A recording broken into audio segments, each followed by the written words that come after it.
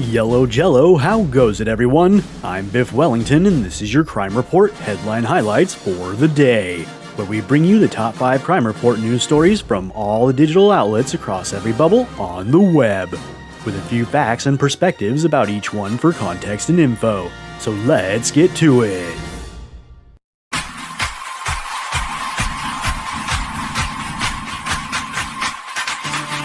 Today's number 5 Crime Report headline highlights news topic is Police search for armed and dangerous triple homicide suspect in Hawaii. Imagine you're sipping a pineapple drink with a tiny umbrella, and suddenly the local news flashes gunfire alert. That's Hawaii today. And no, not just tourist steps on a sea urchin news. This is a full-blown manhunt for 36-year-old Jacob Daniel Baker, a suspect in 3 homicides in the Puna area.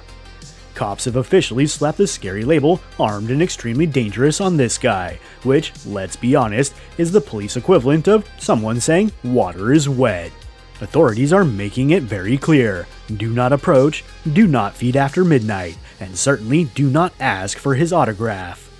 There's even a reward dangling out there for tips, because nothing says help us citizens like cold hard cash with a side of adrenaline. This story's got all the makings of a blockbuster: multiple deaths, a dangerous fugitive still at large, and law enforcement urging you to keep your phones charged and wits sharper. Stay tuned and maybe keep one eye on the waves and the other on the local crime ticker. Today's number 4 Crime Report headline highlights news topic is Florida man convicted of running family cocaine trafficking ring. Hold on to your beach chairs. Florida just dropped another headline weird enough to make sunscreen jealous. In Broward County, a 45-year-old man named Teddy McCall Jr., yes, that's the real name, got convicted for turning cocaine trafficking into a family enterprise. Picture a Thanksgiving table where instead of turkey, Uncle Teddy's passing around kilos of cocaine and conspiracy theories. Prosecutors unearthed charges including racketeering, drug distribution, conspiracy to traffic, plus some other felony flavors that read like a crime buff bingo card. After a 3-week trial that had more twists than a pretzel factory, a jury said, yeah, we see the coke, and now McCall's staring down a mandatory minimum sentence of at least 13 years. The AG's office basically said law enforcement rolled up on this operation like a bad surprise party, except nobody was smiling, and the only balloons were evidence bags. So here's a Florida crime tale that's half Breaking Bad, half Meet the Parents, and all astonishing. Today's number 3 Crime Report headline highlights news topic is Former Manatee deputy sentenced decades after fleeing child abuse charges. Here's the kind of headline that makes you raise an eyebrow and mutter, wait, why? A former Manatee County Sheriff's deputy, let's call him Mr. Sneaky McHyde, got hit with a sentence decades after fleeing child abuse charges by slipping into Alaska under his dead stepbrother's identity. That's right, this guy played Where's Waldo with the law for so long, kids born the year he vanished now have toddlers of their own. Court records show bond was lowered from an amount that seemed sensible to an amount that basically said, lol, sure, bye, and boom, off he skedaddled. Fast forward to today. Swiss cheese has more integrity than his getaway plan, and the judge finally said, surprise, we found you. And no, Alaska isn't a good hiding spot. For anyone tracking this saga, it's like the world's slowest police procedural. Cue the dramatic music. Cue the dusty file folders. Cue the internet collectively saying, bro, really? Justice served late, but hey, better late than never ever ever.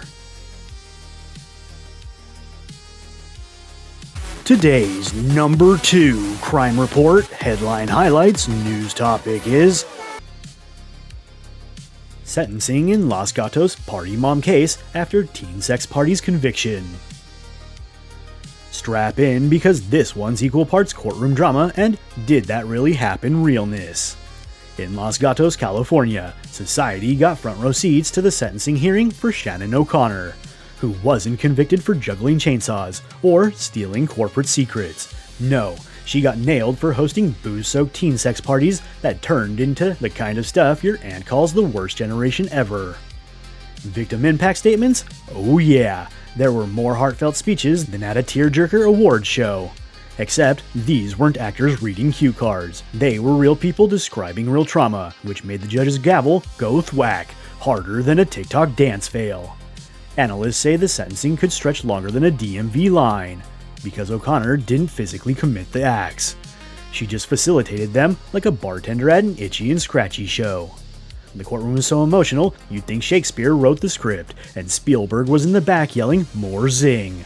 Nearly every local, national, and possibly extraterrestrial newsfeed lit up with this case, so beware if your social feed starts screaming "Los Gatos" in all caps.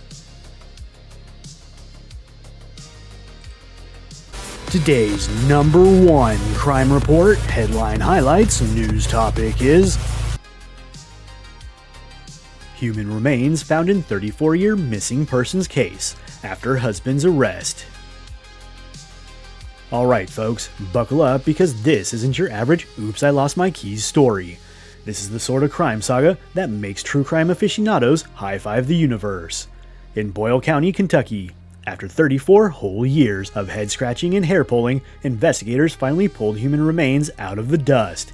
And they didn't just fall out of a forgotten drawer. No.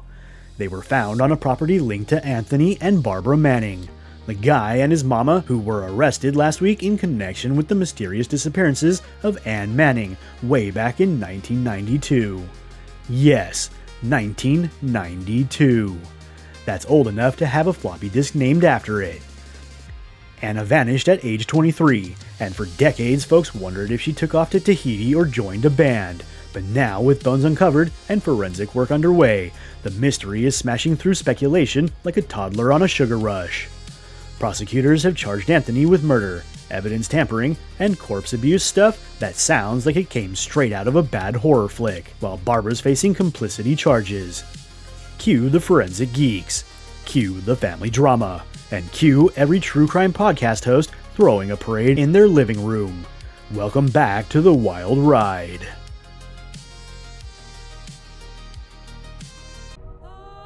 Thank you for watching this PCBS News Crime Report video.